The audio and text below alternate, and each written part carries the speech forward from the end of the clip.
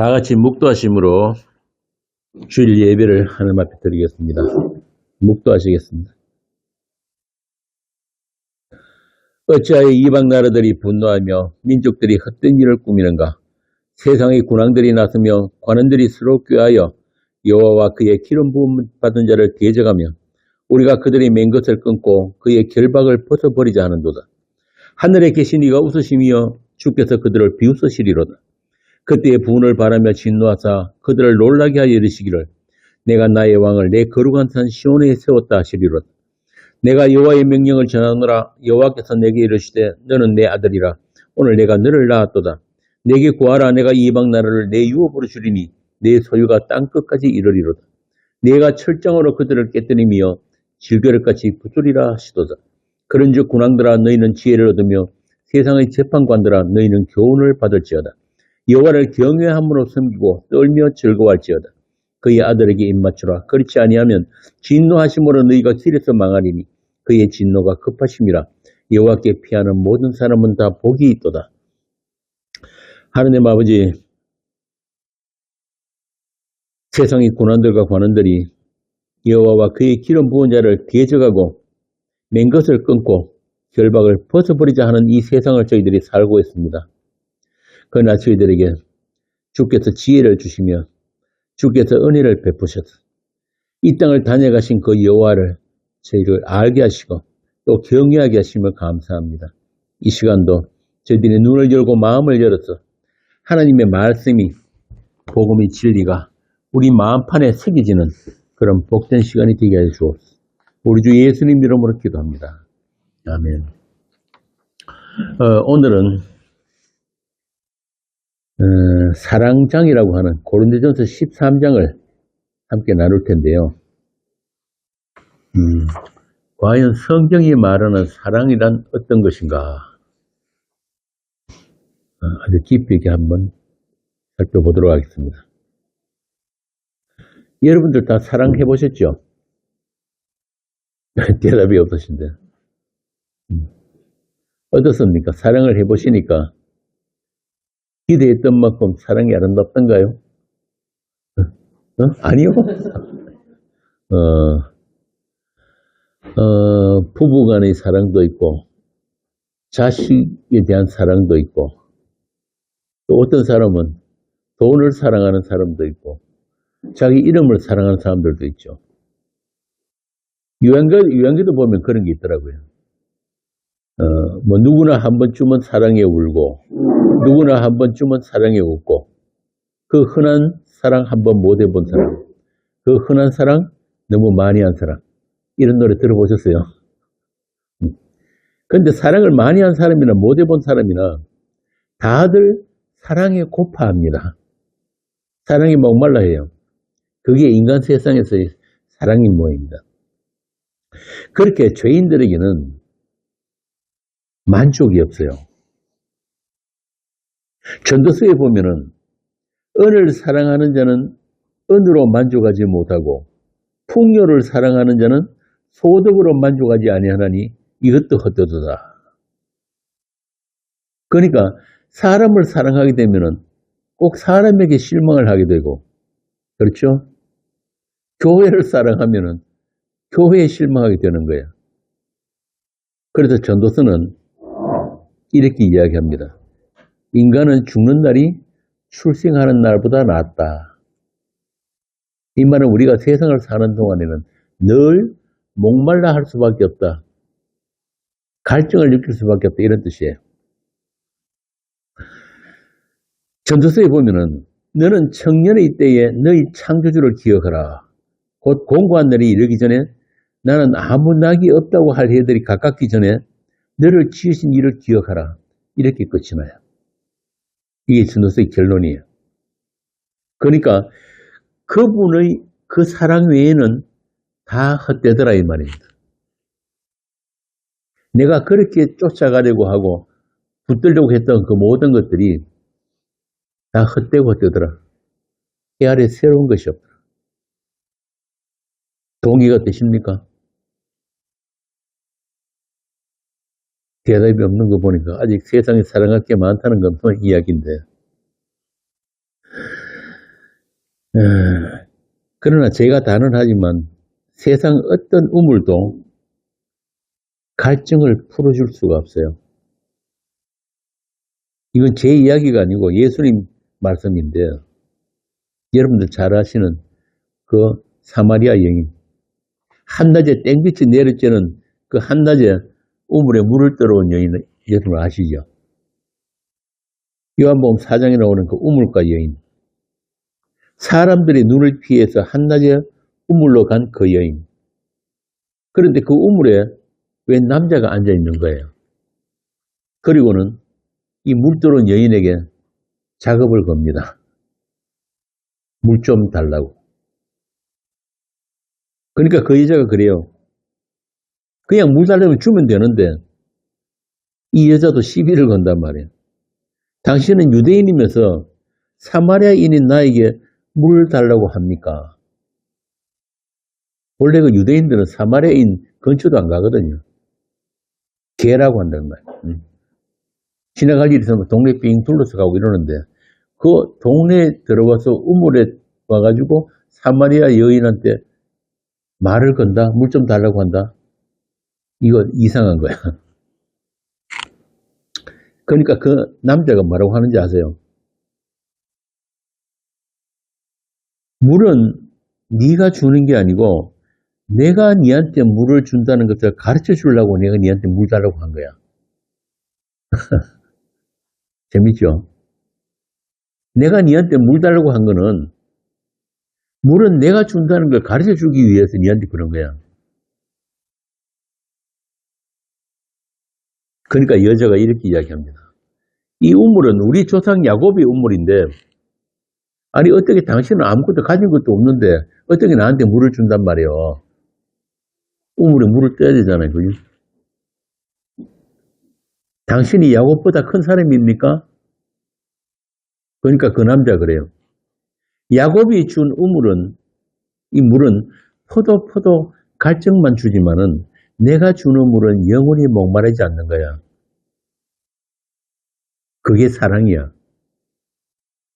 네가 지금까지 찾아 헤맸던 그 사랑, 남편 몇 명 갈아치워도 채워지지 않는 그 갈증, 내가 채워줄 거야. 어떻게? 어떻게 채워주는 거야? 네가 나를 마시면 돼. 이 사마리아 여인은 마침내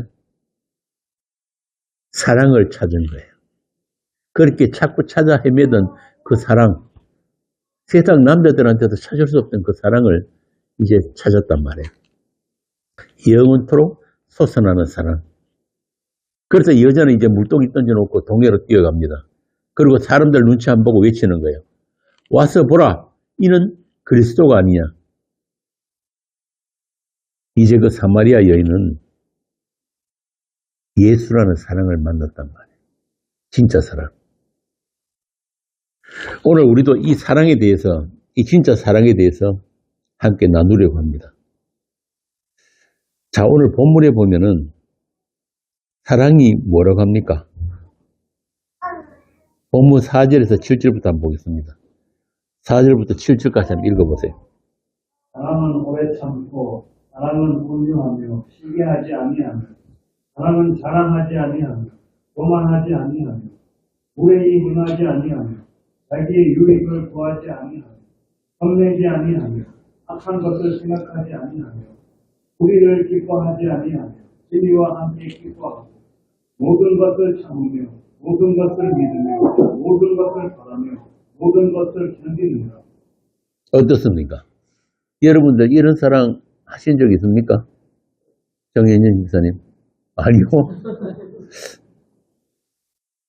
솔직히 말해서 저도 자신 없거든요. 그럼 이런 사랑을 하신 분이 누구예요? 예수님이란 말이에요. 그래서 오늘 말씀에 보니까 방언이든 예언이든 다 패하는데 온전한 것이 오면은, 그러니까 예수라는 사랑이 오면은 이것들은 다 패한다, 없어진다는 거예요.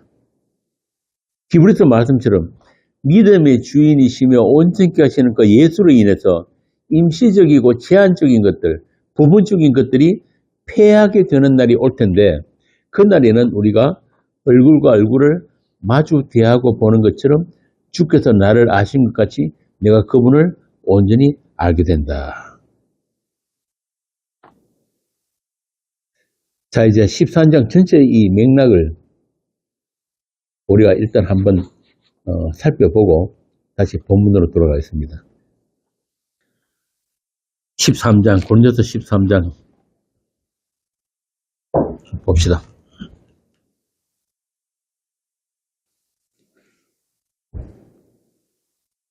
1절부터 13절까지 한 절씩 교독하겠습니다.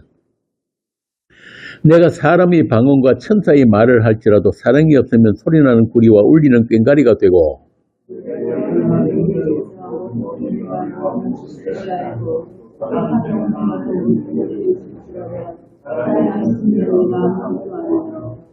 내가 내게 있는 모든 것으로 구제하고 또 내 몸을 불타르게 내줄지라도 사랑이 없으면 내게 아무 유익이 없느니라.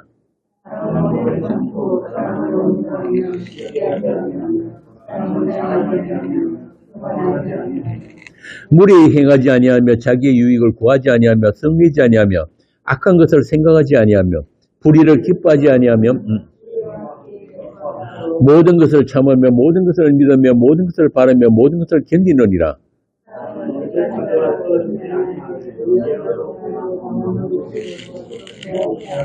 우리는 부분적으로 알고 부분적으로 예언하니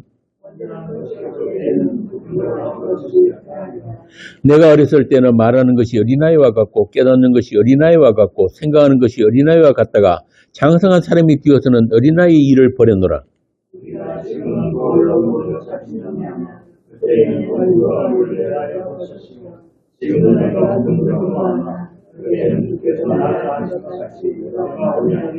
한계를 씁니다. 그런즉 믿음, 소망, 사랑 이 세 가지는 항상 있을 것인데 그 중에 제일은 사랑이라. 여기 이제 우리가 13절까지 읽었는데 1절에서 3절까지는 사랑의 절대성, 그 사랑의 절대성에 대한 설명이에요. 그리고 4절부터 7절은 사랑의 본질이 어떠한가, 사랑의 내용, 그리고 8절부터 13절은 사랑의 영원함에 대해서 이야기를 하고 있습니다. 자, 그러면은 그 사랑의 절대성에 대해 이야기하는 1절부터 3절부터 우리가 보겠는데요. 제가 지난 시간에 사도가 고린도 교회에서 가장 눈에 띄는 문제가 뭐라고 그랬습니까? 다 잊어버렸죠. 지금 사도는 지금 의도적으로 이 고린도 교회의 문제 중에서 방언과 예언을 예로 들어가지고 성령이 하시는 일, 그리고 성령의 은사에 대해서 설명을 하고 있는 거예요. 오늘 본문 역시 그 방언과 예언을 예로 들면서 사랑이란 무엇인가? 왜 사랑인가? 왜 사랑이면 아니면 안 되는가? 이야기를 지금 한단 말이에요. 그러니까 아무리 신비한 은사가 있어도 예수 그리스도라는 사랑에 근거하지 않는 것들은 전부 다 뭐라 그럽니까? 그냥 울리는 꽹과리가 된다. 여기에 소리나는 구리와 울리는 꽹과리를 굳이 지금 이야기를 하는 이유가 있어요. 그게 왜냐하면은 여러분들 그 무당 굿할 때 뭘 씁니까? 현장 보신 분들 있나요? 장구 치고 꽹과리 치고 징 치고 하잖아요. 그게 하는 이유가 있단 말이에요. 이런 것들은 다른 종교에도 다 있는 것들이에요. 지금 고린도 교회가 어디 있는 교회입니까? 그리스죠. 요즘 그리스 고린도지요. 그 고린도라는 곳은 온갖 이 우상 신전들이 다 있는데요. 그리고 거기서 신탁, 그러니까 신의 신탁을 받는 그런 제사장들, 그런 무당들, 그런 사람들이 엄청나게 많은 곳이에요. 그러니까 그들도 방언하고 예언하고 막 이렇게 제사 지낼 때 꽹과리 치고 북치고 이런 거 다 했단 말이에요.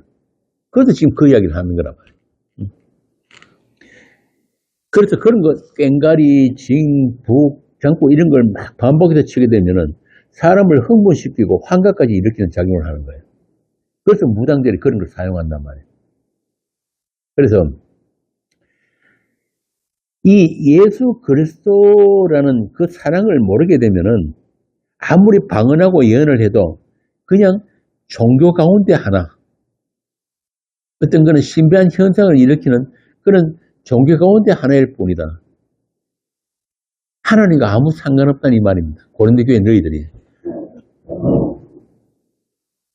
요즘 우리나라 개신교 집회도 보면은 참 이건 우려서 그런 게 참 많아요. 이방 종교 이런 데서 행하는 짓거리를 그대로 따라하고 있단 말이에요. 그것도 예수 이름으로. 여러분 한번 보세요. 뭐 CCM이니 뭐 열린 예배니 이런 것들 보면은 거의 나이트클럽 수준이에요. 아주 광분해가지고 뛰고 막 박수치고 야단이에요. 그런 집회에서 뭐 은사 받았다, 계시 받았다 하는 게 전부 다 일종의 환각정상, 환각정상. 뭐 경배와 찬양, 뭐 그래가지고 전문의들 많이 몰려다니는데 이게 전부 다 뭐냐면은 복음의 진리에서 떠나게 하는 그런 악행이란 말이에요, 악행. 특히 요즘은 빈야도 운동하는 것도 이렇게 막 널리 퍼져나가고 있는데 이런 것들이 젊은이들에게는 그냥 교회 노래방 모여서 노는 것 뿐이에요.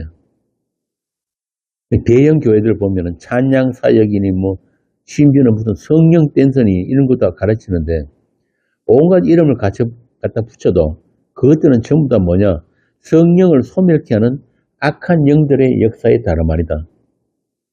그래서 종교개혁자들은 15세기, 16세기의 종교개혁자들은 아예 교회 안에서 찬송도 못 부르게 했어요.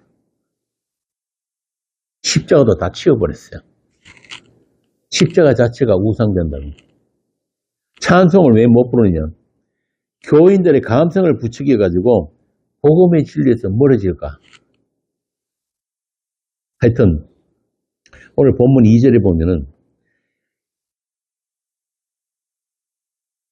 내가 사람의 방언과 천사의 말을 할지라도 사랑이 없으면은 예수를 모르면은 소리나는 구리와 울리는 꽹과리가 되고 2절 내가 예언하는 능력이 있어 모든 비밀과 모든 지식을 알고 또 산을 옮길 만한 모든 믿음이 있을지라도 사랑이 없으면 내가 아무것도 아니요. 자, 이게 참 여기서 예언이란 건 뭐냐 하면은 보통 예언 그러면은 앞에 일어날 일을 미리 앞당겨서 알고 뭐 이런 걸 예언이라 그러잖아요. 그런데 이 고린도전서에 나오는 예언은 예전에도 말씀드렸는데 예수 그리스도에 관한 하나님의 계시가 예언이에요. 쉽게 말하면 설교란 말이에요, 설교. 이때만 해도 성경이 완성되지 않았기 때문에 하나님께서 방언을 통해 가지고 방언을 주시면은 그 옆에서 누구 한 사람은 방언을 통역을 해요. 통역하면 그게 예언이 되는 거예요. 그게 계시란 말이에요. 그러니까 성경을 잘 풀어가지고 해석하고 아주 해박한 성경 지식이 있고 또 산을 옮길 만한 믿음이 있을지라도 이 말은 무슨 말이냐면 예수님이 그러시잖아요, 직접. 너희가 겨자씨만한 믿음만 있으면은 뭘 한다? 산을 물에 빠뜨리기도 한다. 그런데 지금까지 산을 들어서 물에 빠뜨리는 사람이 있습니까? 없죠. 그렇다면 인간들에게는 겨자씨만한 믿음이 있다는 말이 없다는 말이에요. 없다는 뜻이에요. 그러니까 지금 바울이 하고 싶은 얘기는 뭐냐면은 고린도 교회야 너희들에게 지금 하나님께서 예수 그리스도의 주되심을 너희들에게 가르쳐 주기 위해서 방언도 주고 예언도 주고 거기다 믿음까지 주시는데 너희들이 그 본질 진짜 바라봐야 할 그 본질은 모르고 그냥 나타난 현상에만 취해가지고 엉뚱한 짓들을 하고 있구나. 그거는 그냥 저 이방 종교 너희들 잘 아는 저 신전 저런 데 가가지고 꽹과리 치고 북치고 하는 거랑 똑같은 거야. 지금 그 이야기를 하는 거예요. 그런 거는 뭐가 아니다? 사랑 아니다. 사랑이 없이도 얼마든지 그런 종교적인 현상들, 종교 행위는 다 할 수 있는데, 그런데 사랑이 없으면은 뭐라고 그럽니까? 아무것도 아니다. nothing이다. 그 이야기예요. 아무 의미 없다. 아예 하나님 그런 거는 보시지도 않는다. 그래서 말씀을 전하고 십자가의 도를 전하는 설교자는 먼저 자신부터 예수라는 사랑이 부어져야 된다. 그리고 그 사랑으로 예수라는 사랑을 나누어야 하는 거야. 그게 교회야. 교회는 그런 곳이야. 그 예수라는 사랑 모르면은 너희들 저 다른 이방 신들 섬기는 아데미 신 섬기고 하는 그런 신전에서 있는 그런 사제들, 박수 무당들이나 뭐가 다르냐, 다를 게 뭐 있냐 이 이야기를 하는 거예요. 근데 문제는 오늘날도 이 교회의 문제는 초대교회 당시 고린도 교회나 지금이나 별반 다를 게 없어요. 뭐가 문제냐? 그 사랑을 몰라도, 그 사랑이 없어도 예수를 공부하고 연구해가지고 예수를 가르치고 있는 게 오늘날 교회의 현실이단 말이에요. 왜? 그 사랑은 공부하고 연구하고 훈련하고 그래가지고 만들 수 있는 사랑이 아니기 때문에 하나님이 일방적으로 우리 마음에 부어져야만이 그 알게 되는 그 사랑이 부어지면은 두 일의 강아지만큼 눈이 열리는 거예요. 사랑에 대해서. 아, 이런 게 사랑이었어? 그런데 그 사랑이 먼저 안 부어지면은 전부 다 뭐란 거예요? 소경이고 죽은 시체들이란 말입니다. 요한일서 4장에 나오잖아요. 사랑은 여기 있으니 그 다음에 뭐라고 합니까? 우리가 하나님을 사랑한 것이 아니요 하나님을 우리를 사랑하셔서 아들을 화목제물로 내어주신 것이다. 그 사랑을 이야기하는 거예요. 그래서 참 답답한 게 이 오늘날 이 한국교회 현실도 마찬가지예요. 지붕 위에 십자가도 씌워놓고 목에도 십자가 걸고 다니고 차에도 붙이고 다니고 하는데 그 십자가가 어떤 사랑인지를 모르는 거예요. 그래서 제가 청년들 상담하고 하면은 저 신학교 가려는데 그러면은 죽자고 말리는 이유가 때문에 신학교 간다고 해서 그 사랑을 아는 게 아니란 말이에요. 신학교는 뭐냐? 말 그대로 신학이에요. 인간들이 신에 대해서 연구하는 것, 그걸 신학이라 그래요. 그런데 성경에 보면은 아무리 그 하늘에 있는 그것들 연구하고 공부하고 이렇게 막 기어 올라가도 어떻게 된다고? 계속 미끄러지는 거예요. 10편 73편을 보면 하나님께서 그들을 어떻게 했다? 미끄러운 곳에 두셨다. 재밌죠? 끊임없이 기어 올라가는데 이게 우리 본성이에요. 선악과 땅 아담들은 그 생명나무를 향해서 끊임없이 기어 올라가는데 하나님이 계속 미끄러지도록 미끄러운 곳에 두셨단 말이에요. 그게 신학이에요. 그게 인간의 한계예요. 그럼 그 반대편에 뭐가 있습니까? 복음이 있죠. 복음이 뭐예요? 기쁜 소식. 왜 기쁜 소식이에요? 우리는 알려고 하지도 않았는데 찾은 적도 없는데 어떤 노력도 안 했는데 그 생명나무가 과일이 생명 열매가 그냥 우리에게 찾아와 버린 거예요. 그래서 복음이에요. 일방적으로 그냥 하나님의 선택만으로 그냥 찾아와 버린 거예요. 그래서 예수님이 자신을 뭐라고 그랬어요? 이제시 내가 길이요 진리요 생명이란 말이에요. 그분에 의해서 찾아진 자들만 산자요 산자. 다 죽어 있는데 그 길이 찾아와가지고 그 진리가 찾아와가지고 미정한 자 일어나 익지한 자 일어나 그러면 살아나는 거예요. 그래서 복음이에요. 거기서 우리가 뭘 요청한 적도 없고 우리가 협조한 것도 아무것도 없어요. 그래야 복음이에요. 그걸 다른 말로 하면 은혜라고 합니다. 은혜. 제가 여러 번 이야기했지만은, 은혜는 어떻게 해서 은혜가 되는 거예요? 1번, 받을 자격이 없어야 돼요. 받을 자격이 누구만큼도 있으면 그 은혜가 안 돼요. 그거는 뭐라고 합니까? 싹시라고 그래요, 싹. 내가 일한 만큼 받는 싹시예요. 임금, 노동임금. 로마서에 나오잖아요. 그래서 전혀 받을 자격이 없는 자들에게 그냥 일방적으로 주어지는 걸 은혜라고 하는 거예요. 두 번째, 그 은혜는 갚아야 돼, 안 갚아야 돼요? 갚을 수가 없어야 은혜인 거예요.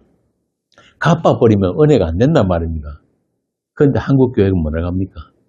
이놈들아, 그 은혜 받은 애들이 그렇게 가만히 있어도 되겠냐고. 하나님이 집은 이래 지붕에 이렇게 비가 줄줄 새는데 너희들은 50평짜리 40평짜리 아파트 좋은 아파트 들어가 살아가 되겠냐 이놈들아 이러면서 건축 헌금하라 그러잖아요. 봉사들이. 그게 악마가 하는 소리예요. 하나님의 그 은혜를 더럽히기 위해서, 가리기 위해서. 그래서 은혜는 끝까지 갚을 수 없어야 은혜인 겁니다. 그게 복음이에요.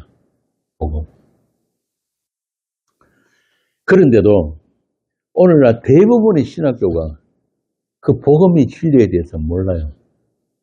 그냥 20년 동안 교회가 생산해놓은 그 신학. 장로교는 누굽니까? 요한 켈빈. 켈빈이 기독교 강요가 진리예요. 감리교는 웨슬레가 진리. 카톨릭은 교황이 진리지. 그런 거예요. 그러니까 이 세상 신이 얼마나 그 능력이 놀라운지 모른단 말이에요. 인간들이 뭘 좋아하는지, 어떻게 하면 인간들의 자존심을 이렇게 세울 수 있는지, 이런 거 귀신같이 알고, 정말 귀신이 귀신같이 알고, 그렇게 전부 다 이 구조를 짜놓은 거예요. 만들어놨단 말이에요. 인간들은 그 속에 들어가가지고 지 스스로의 힘으로는 절대 못 빠져나와요. 그래서 큰 성 길가에 있는 그 두 정인들은 전부 다 지 자력으로 나온 게 아니란 말이에요. 세상이, 큰 성 바벨론이 밀어내준 거예요. 바깥으로. 그 사람들을 그리스도의 거시된 그리스도인이라고 합니다. 자, 그래서 신학이란 거는 이 성경 말씀 앞에 부정당하기 위해서 하는 게 신학이에요. 아, 신학이 이거는 진리가 아닌구나라는 것을 알기 위해서 신학을 하면 돼요. 그런데 그게 그렇게 안 되거든요. 목사란 이 직업이 가장 저주받은 직업이 될 수 있는 게 바로 그 때문에 그래요. 신학을 하고 나면은 내가 가지고 있는 그 신학이라는 지식이 그게 진리가 되어버리는 거예요. 복음이 들어갈 자리가 없어져 버려요.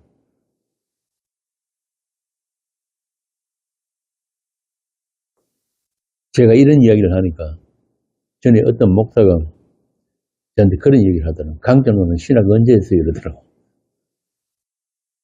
여러분, 신학이 없는 사람은 아무도 없습니다. 아담에게서나 모든 인간은 자기 신학이 다 있어요. 옛날에 우리 할머니는 어떻게 합니까? 장독간에 물 들어놓고 빌잖아요. 부엌에는 무슨 신이 있습니까? 부엌신 있지요. 조왕신 있지요. 옛날 마을 입구에는 뭐 있습니까? 천하대장군, 지하여장군. 또 뭐 있습니까? 성왕님께 빌고 가서 울고 넘는 박달재. 성왕당 있지. 다 있다니까요. 누가 안 가르쳐줘도 신에 대한 지식이 있단 말이에요. 우리 인간에게는 그 무엇으로도 채워지지 않는 빈 공간이 있어요. 그게 뭐냐면 하나님으로만 채워지는 공간이에요. 그게 하나님이 형상으로 지음받은 인간이기 때문에 그래요. 강아지나 고양이가 교회 가는 거 봤어요? 제 혹시? 인간들만 교회 다니고 절에 다니고 한다니까. 그 종교성이란 말이에요, 그게.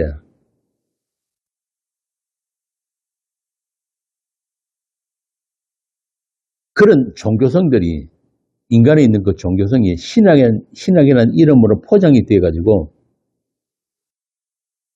예수 무당, 양복 입은 무당들이 설치고 있는 게 오늘날의 기독교예요.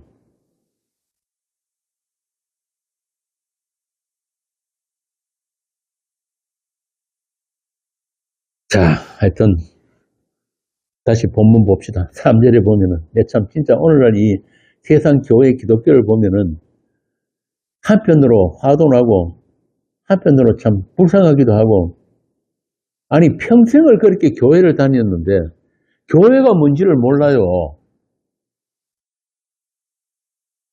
어제도 어떤 분들 서울 모임에서 교회 이야기를 꺼내서 내가 교회를 설명을 해줬는데, 오늘 아침에 그 우리 카페에 글 올라온 거 보셨습니까? 성경이 말하는 교회는 그리스도의 몸으로서만 교회입니다. 그리고 그 교회는 세상 교회들을 부정하면서 나타나는 교회입니다. 그래서 그 교회는 모일 때마다 새로운 교회입니다. 자기 역사를 가질 수 없는 교회입니다. 그리고 그 교회는 어디 있다? 큰 성 길가에 있는 교회입니다. 그렇게 설명을 해줘도, 성경이 말하는 교회가 이런 것을 이야기해줘도 안 들으려고 그래요. 내가 다니는 교회, 지금 내가 모이는 그 교회를 부정하기 싫은 거예요. 그런데 성경에서 말하는 교회는 말씀으로 발생되는 교회. 그러니까 나는 내 교회란 걸 고집하고 싶고 내 교회의 역사를 지키고 싶은데 그걸 부정하면서 나타나는 하나의 사건으로서 교회만 교회인 거예요. 그걸 그리스도의 몸이라고 한단 말입니다. 이런 이야기는 권사님, 옛날 동부교회, 봉덕교회 다 다녀봐도 못 들어봤죠. 이야기를 안 해준다니까요. 그러니까 평생 교회는 다녔는데 교회를 몰라. 그런 사람들을 종교인이라고 하는 거예요. 그리스도인이 아니고 종교인이란 말이에요. 그리스도의 한 몸된 그 교회, 그 그리스도인들만 교회예요. 그리고 그 교회는 이미 묵시 안에 하늘에 완성되어 있어요. 우리 사도신경 할 때 하잖아요. 거룩한 공예가 그러죠. 그 교회가 완성되어 있단 말이에요. 요한계시록에 나오잖아요. 그래서 그 교회는 인간들이 손을 떠나 있는 교회예요.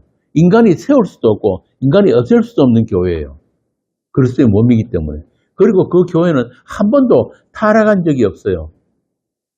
요즘 뭐 가난한 교인들이 뭐 수백만 명 된다 그러는데 그거 전부 다 엉터리입니다.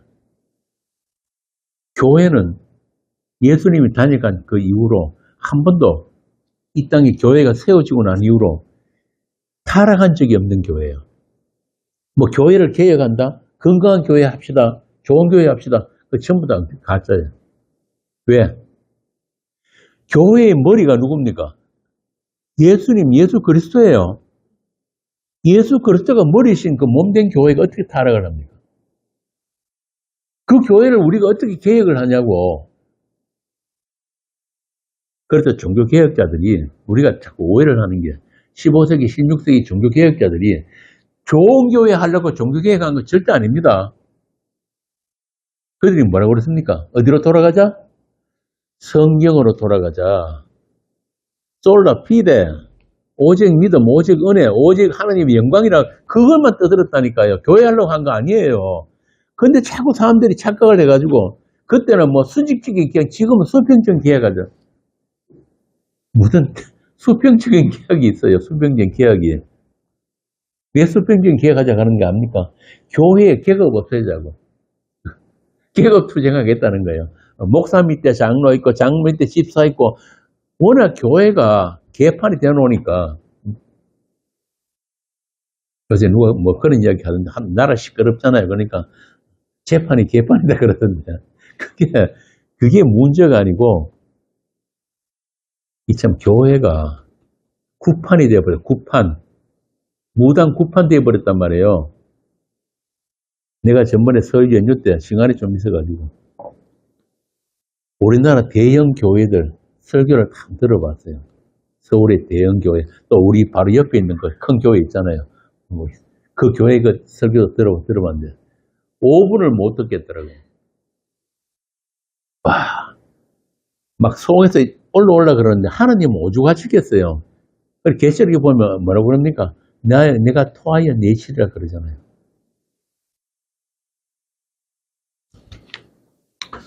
옆으로 많이 나가버렸는데, 다시.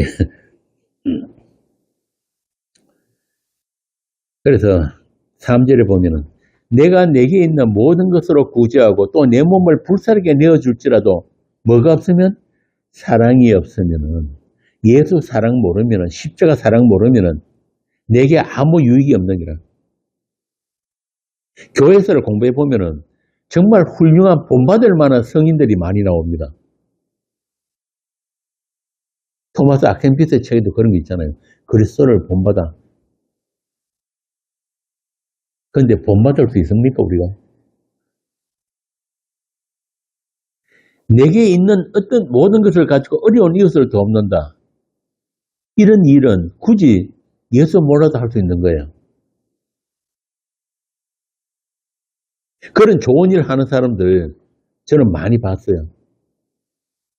또 저도 옛날에 젊을 때 한때 그런 거 해보려고 집사람하고 저 대구역 빈민촌, 쪽방촌 거기도 다니고 그랬다니까요. 그런 거 하면은 뿌듯합니다. 내가 진짜 예수 믿는 성도 같기도 하고. 그런데 문제는 뭐냐 하면은 그런 걸 하는 것이 과연 예수 믿는 것인가? 자신을 돌아봐야 되는 거예요.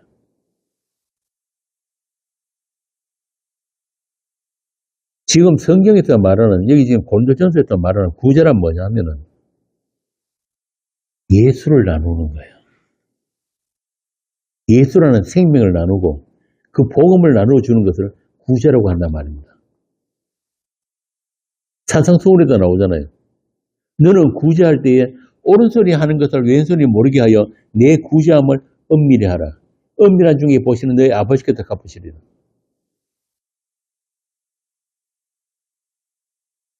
정집사님, 오른손이 하는 일을 왼손이 모르게 할 수 있습니까? 그런데 왜 오른손이 모르게 하라는 거예요? 이 불가능한 거 아닌가요? 최욱 씨, 오른손이 막 이렇게 뭘 하는데 왼손이 모른다? 있을 수 있나요? 이거는 하나님에게는 오른편, 왼편이라는 게 없는 거예요. 여기서 오른편이라 말은 뭐냐면은 진리로 행해라, 진리. 항상 오른쪽은 진리예요, 오른쪽은. 진리, 사랑, 의, 거룩, 모든 좋은 것들을 오른편이라고 얘기해요. 그러니까 진짜 중요한 건 생명에 관한 것, 은밀하게 감추어진 그것을 가지고 내 이웃을 살려내라 이런 뜻이에요. 다른 건 안 해도 된단 말이에요. 그러니까 오늘 본문에서 이야기하는 구제는 예수라는 사랑을 나누지 못하면은, 예수를 나눠주지 못하면은 네가 가진 거 다 팔아가 구제하고 네 몸을 불살라서 제물로 바친다 하더라도 그거 다 헛거다. 개죽음이다 이 말입니다. 실제로 그런 사람들 많아요. 원래 인간들은 어떤 명분만 주어지면은, 동기만 부여되면은 자기 몸까지 불사릅니다. 그 유명한 열사 전태일 있잖아요. 몸에 신나 뿌리고 죽은 사람. 옛날에 민주화 운동한다고 애들 전부 다 막 옥상에서 뛰내리고 그랬다니까요. 그런 게 인간이에요. 그런데 성경은 그런 걸 뭐라고 하는지 아세요? 개죽음. 개죽음. 왜? 본래 죽은 것들이 죽는 거니까 아무 의미 없는 거예요. 제가 전에 여러 번 말씀드렸잖아요. 이 인류 역사에 단 한 번의 죽음이 있었다. 누구예요? 예수. 왜 예수만 죽음이에요? 진짜 생명이 있는 분이 죽어야 죽는 거예요. 죽은 것들이 죽는 거는 죽는 거 아니란 말이에요. 그건 죄의 삭스로 그냥 죽어 있는 거예요. 처음부터 죽음 안에서 태어나서 죽음을 향해서 살고 있단 말이에요. 오늘 우리 중등부 성경 공부 시간에 그 얘기를 했거든요. 예수 믿는다는 것은 하나님께서 너희들 안에 새 사람을 지금 씨를 심어놓고 자라게 하시는 거야. 그래서 그런 사람들은 죽어도 안 죽어. 그냥 우리의 육신이 죽는 것은 옷 벗는 거나 똑같은 거야. 이거 벗고 영원한 새 사람으로 영혼을 살게 되는 거야. 그게 신령한 복이라고 해, 신령한 복. 성경이 말하는 복은 그 복만 복이야. 그런데 오늘날 기독교가 그 진짜 복에 대해서는 모르니까 자꾸 다른 복. 무슨 복? 삼중 축복, 오중 축복. 이따 그 소리들은 고지론. 세상 고지에 올라가가지고 높은 자리에 앉아있는 그게 하나님의 영광이 된다고. 참.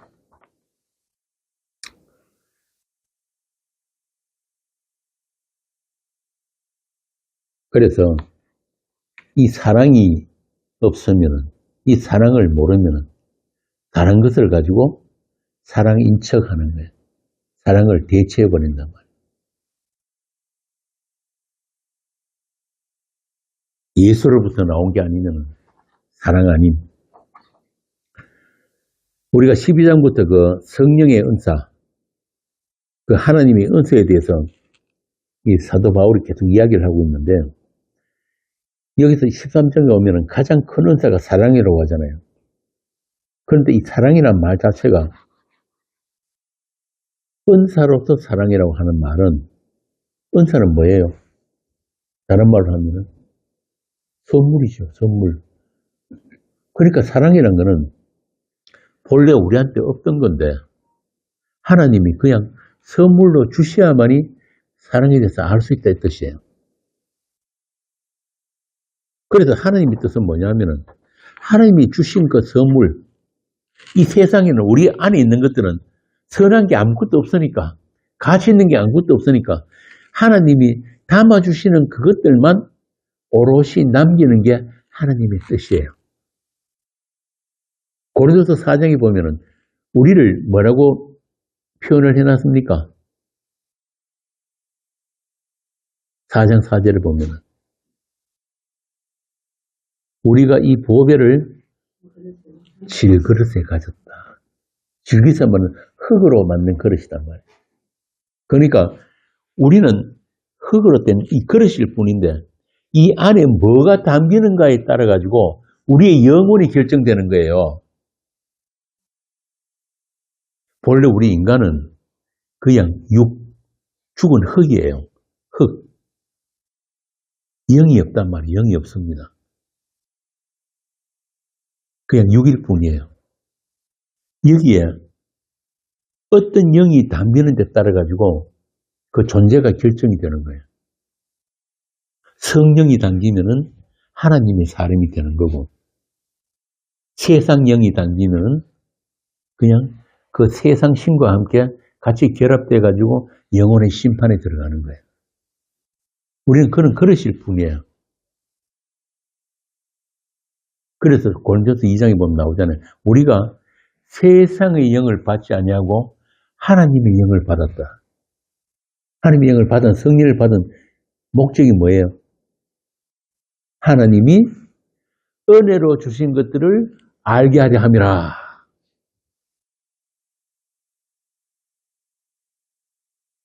이런 거예요. 우리는 은혜로만 존재가 가능해요. 다시 말하면 하나님이 부어주시는 것들로만, 하나님이 부어주시는 생명으로만, 그 은혜로만 우리가 존재가 된다, 있음이 된단 말이에요. 그런데 우리는 너무나도 그걸 자주 잊어먹고 살죠. 왜? 우리는 세상밖에 모르니까. 세상에 태어났으니까. 우리 안에 아담부터 물려받은 게 있으니까. 나의 주체란 거를 포기하기 싫으니까. 모든 결정권, 모든 판단, 이게 내가 해야지. 마치 내가 살아있는 것처럼 느끼니까. 그렇죠? 요게 바로 처음 자리를 이탈한 피조물, 죄인이라는 겁니다. 그래서 하나님의 뜻은 하나님이 주신 것들만 오롯이 남기는 것. 우리가 이 보배를 질것에 가 있으니 이는 능력이 심히 큰 것이 하나님께 있고 누구에게 없다? 우리에게 있지 아니함을 알게 하려 하십니다. 하나님은 당신이 하나님이시고 나를 지으시고 창조해 당신이 하시고 나는 당신이 주시는 것들로만 존재하는 피조물을 맞습니다. 요걸 빌립보서에서는 뭐냐면은 하늘에 있는 것이나 땅에 있는 것들이 다 예수 그리스도의 이름 앞에 무릎 꿇게 되는 것. 요걸 하나님의 영광이라고 한단 말이에요. 그런데 그 선물만 하나님이 주시는 것만 오롯이 남기는 게 그게 하나님 뜻인데 자꾸 거기다가 내 손가락 얹으려고 하는 게 우리 인간의 죄성이란 말이에요. 그래도 우리가 할 수 있는 게 조금은 있지 않아. 어떻게 우리가 은혜로만 살아. 우리가 그래도 하나님을 위해서 뭔가 할 수 있는 게 있어야지. 우리가 전부 다 세상 교회에서 배워온 게 전부 다 그런 거잖아요. 심지어는 신학교에서 어떻게 가르치는지 아세요? 하나님도 이 세상에 교회 하나 없으면 아무 일도 못한다. 맞습니까? 그러니까 교회 잘 되는 게 커지는 게 하나님의 영광의 뜻이라고 가르친다니까요. 그러면 예수님이 복음서에서 뭐라고 그럽니까? 내가 길가의 돌들로도 아브라함의 자손을 만들 수 있다 그랬단 말이에요. 똑같이 그 유대 신학하고 지금 오늘날 이 기독교가 똑같은 거예요. 그 주체를 포기하지 못하는 것. 인간의 가능성과 가치 포기하지 못하는 것. 만약 그게 조금이라도 가능했다면은, 인간의 조그만 가능성이 있었다면은, 예수님의 십자가는 헛거란 말이에요. 맞잖아요. 아니, 십자가 지식이 말고, 훌륭한 선지자 보내고, 아니면 성경 먼저 보내가지고, 잘 교육하고 가르치고 훈련해가지고, 훌륭한 예수 그리스도의 사람들을 만들어내면 되잖아요. 왜 하나님의 아들이 십자가를 지냐고. 그러니까 그 배후에는 아주 이 악마, 세상신학 교묘한 계략이 숨어 있단 말입니다. 오늘날 인본의 신학.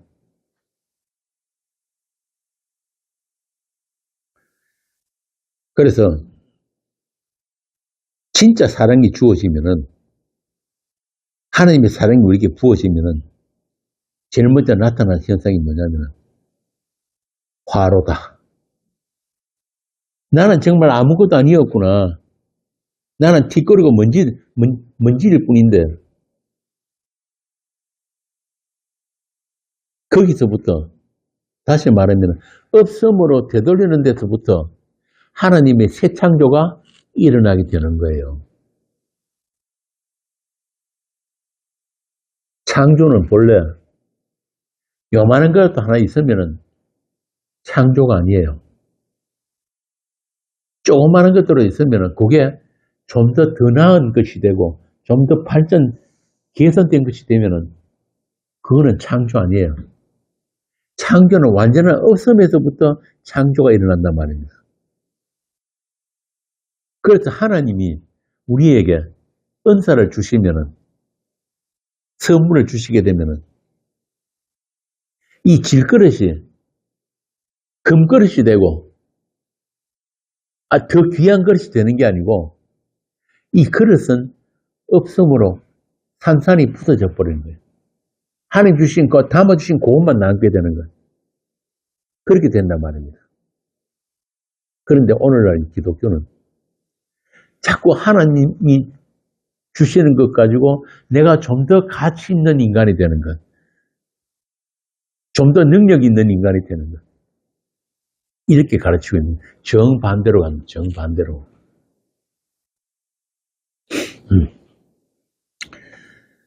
그래서 이 사랑까지도, 사랑, 믿음, 소망, 이것들은 전부 다 우리가 주체가 될 수 없는 거예요. 복음서에 보면은 그런 거 있죠. 가늠하다 잡혀온 여인. 요한복음에. 요한복음 8장에 나오죠. 가늠한 여인이 잡혀와가지고 바리새인들이 율법사들이 예수님을 시험합니다. 율법에 보면은 가늠자 잡히면은 돌로 쳐 죽이라고 했는데 예수님 당신은 어떻게 할 겁니까? 예수님이 그냥 용서해 주라 그래버리면은 율법을 어긴 되잖아요. 그러면 돌로 쳐 죽이라 그러면은 당신도 나하고 똑같네? 당신이 지금까지 이야기한 거 다르네? 이렇게 되는 거예요. 그럼 예수님이 뭐라고 합니까? 죄 없는 자가 돌로 치라.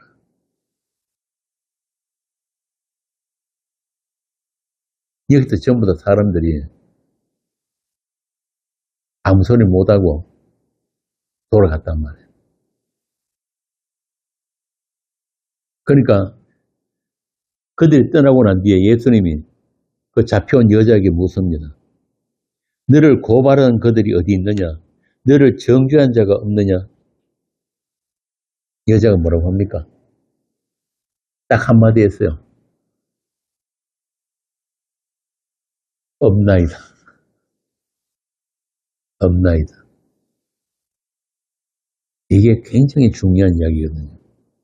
이게 왜 그리 중요하냐면은 진짜 사랑을 받은 자가 할 수 있는 대답이 이거예요. 없나이다. 아무것도 없습니다. 정죄하는 사람도 없고 정죄하는 법도 없고 당신만 보입니다. 이게 사랑의 관계예요. 이 여자한테는 이제 두려움이 없어요. 자기 변명도 없어요. 내가 주님을 사랑합니다. 감사합니다. 그런 말도 안 한단 말이에요. 없나이다. 지금 저한테는 당신만 보입니다. 이게 사랑의 관계예요. 나가 없어져 버린 거예요. 내가 없어져 버린 거예요. 예수만 있는 거예요. 나를 용서해 주신 당신 감사합니다.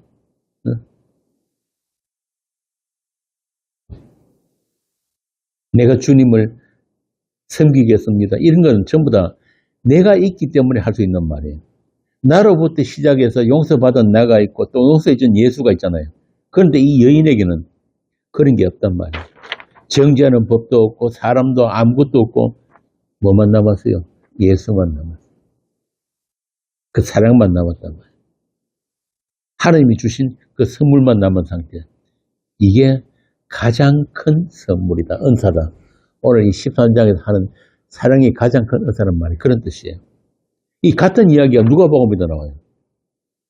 누가복음에 보면 예수님과 함께 십자가에 못 박힌 강도 있죠. 양쪽이 다 양쪽에. 그런데 그 중에 한 강도가 자기하고 똑같이 십자가에 못 박힌 그 예수님에게 뭐라고 합니까?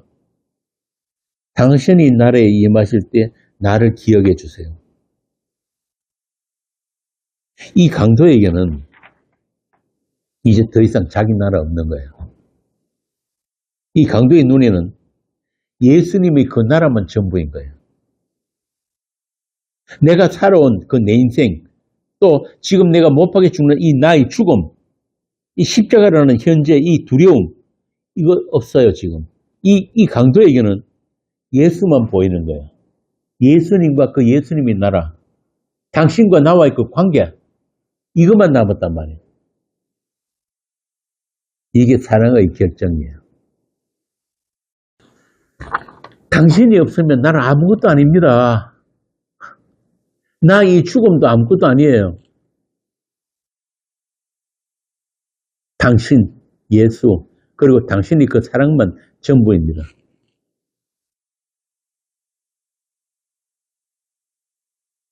요한일서 4장 한번 봅시다. 요한일서 4장 18절부터 19절.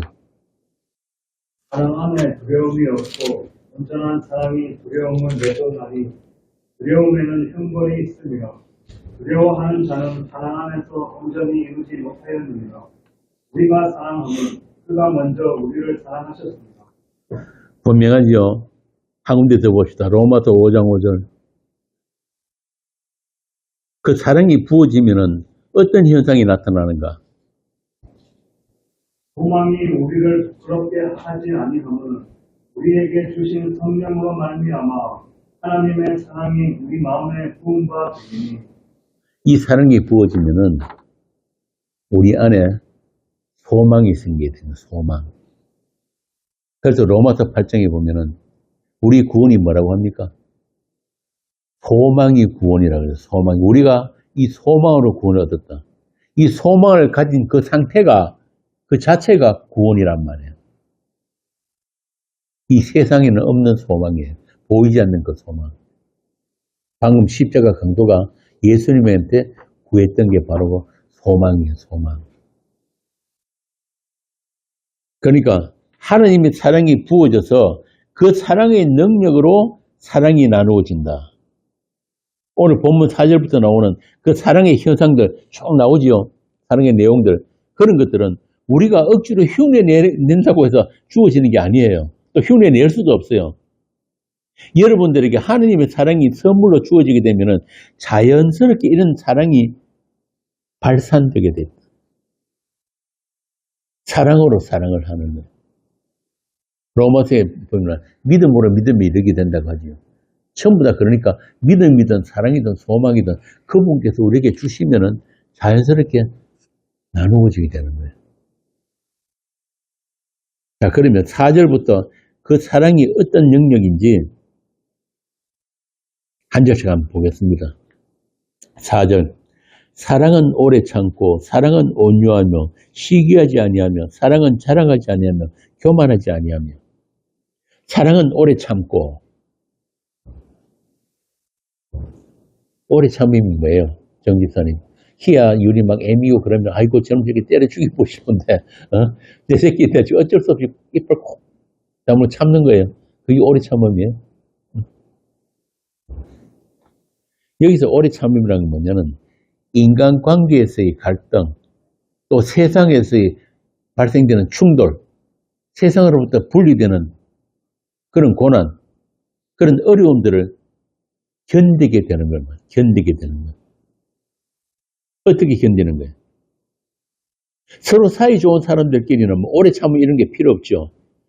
그런데 가끔 보면은 같이 있는 것만으로도 힘든 사람들이 있죠. 김민정 기사님 묻는데 그냥 같이 있어도 힘든 사람들이 있어요. 그렇게 인간관계에서의 갈등을 우리 의지나 인내로 해결하기 힘들기 때문에 그래서 사랑은 오래 참음이라고 하는 거예요. 도저히 용서가 안 되는 그런 부정하고 거짓되고 위선적인 그런 죄인들을 오래 참으신 분을 우리가 알기 때문에.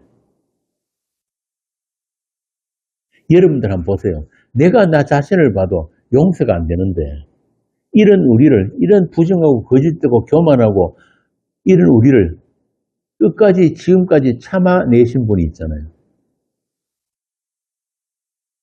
그분을 아는 것을 오래 참음이라고 합니다.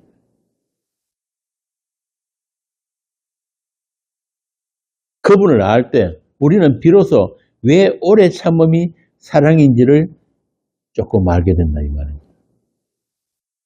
그래서 사랑에 오래 참음이 나오는 거예요.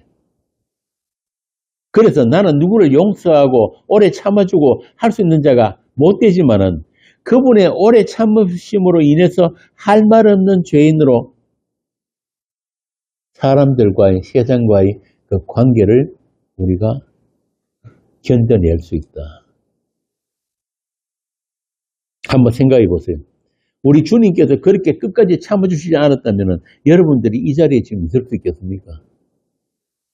하나님은 에덴에서 아담이 범죄한 그 이후로 아담이 에덴을 쫓겨난 그 이후로 지금까지 전 인류 역사에 자기를 배신하고 대적하는 죄인들을 참아주고 계신단 말입니다. 안 그러면 벌써 이 하늘과 땅 다 사라지고 없겠죠. 심판하고 끝내버렸단 말이에요. 그런데 참아주실 뿐 아니고 자기 사람들에게 가장 좋은 것들을 주세요. 어떤 좋은 것? 우리를 사랑하시되 끝까지 사랑하시는 그 사람. 그냥 덮어주시는 그 용서. 우리 죄를 죄로 여기주지 않으시는 것. 우리 행위 하나하나 그거 전부 다 카운트 안 하시는 것들. 그거 하나는 갈구면 어떻게 되겠어요? 그런 하나님의 사랑 앞에 우리는 마침내 입을 가리게 된단 말입니다. 제가 70 넘어까지 이렇게 살아보니까 그분의 오래 참으심이 어떤 것인지를 새삼 아는 거예요. 그분의 오래 참으심이 구원이었구나. 그 하나님이 지렁이 같은 야곱을 그 야곱에게 져주시는 하나님. 그래서 그 야곱을 이스라엘이 되게 하시는 하나님. 우리가 그 하나님을 알 때 우리는 마침내 그 하나님에 대해서 조금 눈이 열리게 되는 거예요. 예수님이 부활하셨을 때 제일 먼저 만난 사람이 누군지 아세요? 곽 권사님. 예수님 부활하시고 나서 제일 먼저 만난 사람이 누구예요? 막달라 마리아예요. 마가복음에 나오잖아요. 막달라 마리아가 누구예요? 7 귀신 들린 여자. 7 귀신 들렸다는 말은 귀신들이 많이 들렸다는 뜻이 아니고 귀신에게 완전히 장악돼서 살았다는 뜻이에요. 근데 참 놀랍게도 예수님이 부활하시고 제일 먼저 만나준 사람이 바로 이 막달라 마리아였단 말이에요. 그만큼 예수님이 부활은, 예수님의 그 생명은 전혀 불가능한 그런 인간에게 하나님이 주신 선물인 거예요. 그 생명, 그 예수의 생명. 우리 자신이 그 7 귀신 들린 막달라 마리아라니까요. 아까 제가 그랬잖아요. 우리는 그냥 그러실 뿐이에요. 하루에도 7 귀신이 수시로 들락거립니다. 그런데 그 7 귀신이 우리 머리 털끝 하나 못 건드려요. 성도는. 우리의 이 생명은 못 뺏는단 말이에요. 로마서에 나오잖아요. 이 세상 환난이나 공고나 사망이나 그 무엇도 그리스도 예수 안에 있는 하나님의 사랑에서 우리를 끊지 못하리라. 그러니까 우리 안에서 어떤 일이 일어나고 어떤 사건들이 발생하더라도 놀라지 말라는 거예요. 이사야서에 나오잖아요. 나는 내 하나님 됨이니라. 내가 너를 굳세게 하리라. 내가 너와 함께 하리라.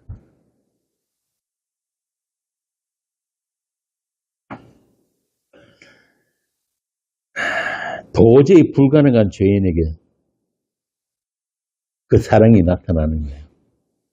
그리고 그들만 그 사랑 앞에 무릎을 꿇게 되는 거예요.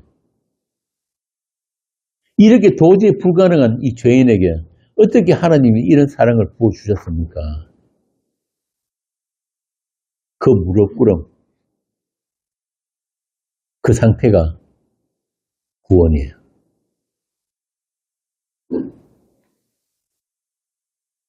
그래서 사랑은 이 오래 참고 그리고 그 다음에 온유가 나와요. 온유. 나오죠? 사랑은 온유하며. 온유가 뭐예요? 이한이 아빠. 박찬희 집사님. 온유가 뭐예요? 사전적으로 보면은 아주 부드러운 성품, 온화함. 모든 사람에게 모나지 않게 이렇게 대하는 것. 이걸 온유라고 하는데 성경의 온유는 그런 게 아니에요. 성경에서 온유가 가장 뛰어나다는 사람 한 사람이 있어요. 민수기 보면. 누구예요? 모세 맞습니다. 지면에 가장 승하다. 그런데 모세가 정말 온유했어요.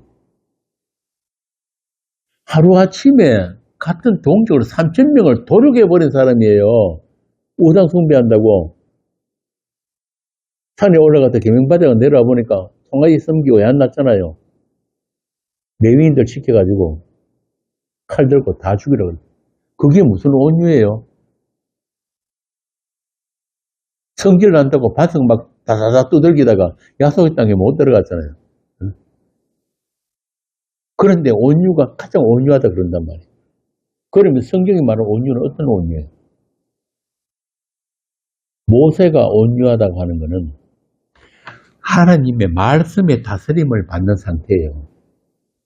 그리고 그 말씀을 전한 사람이기 때문에 온유한 거예요.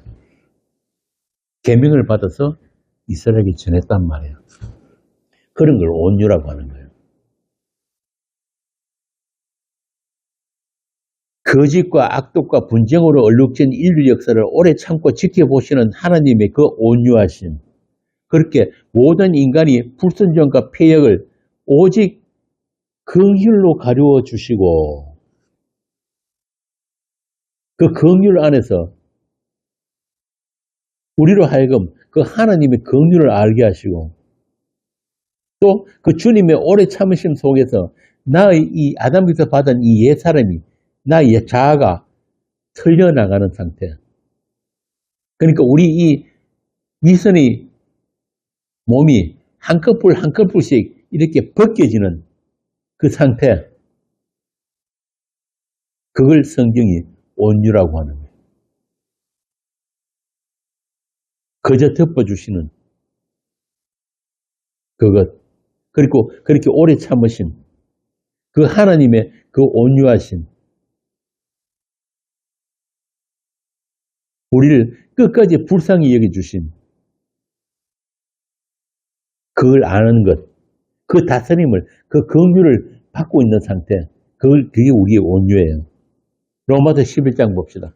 로마서 11장 32절에서 35절.